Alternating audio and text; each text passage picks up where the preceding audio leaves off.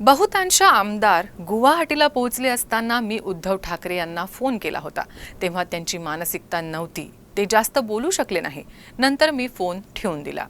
ठाकरेंसोबत आमचे धुऱ्याचे भांडण नाही, घराचे भांडण नाही, आमचे केवळ राजकीय मतभेद आहे, अशी प्रतिक्रिया बच्चू कडू यांनी उद्धव ठाकरे यांच्याबाबत बोलताना दिली।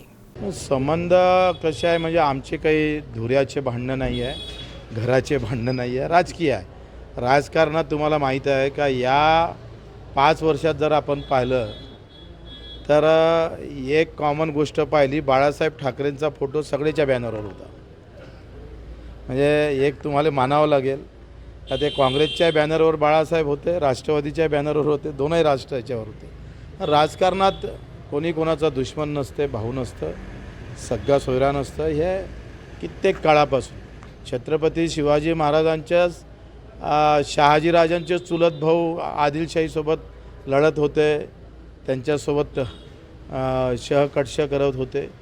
फार 300 त्याच्या अगोदर जर रामायण पाहिलं, महाभारत पाहिलं तर कोण कुठं आपण जर पाहिला तर राजकारण हा जनतेनं फार मनावर घ्यायची गोष्ट नाही आहे। जनतेनं मतदानाच्या वेळेस मनावर घेतलं पाहिजे।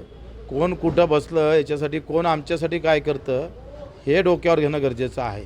नेमकं जनता ते विसरतं आणि कोण कुठं बसलं एवढं डोक्यात ठेवतं आहे।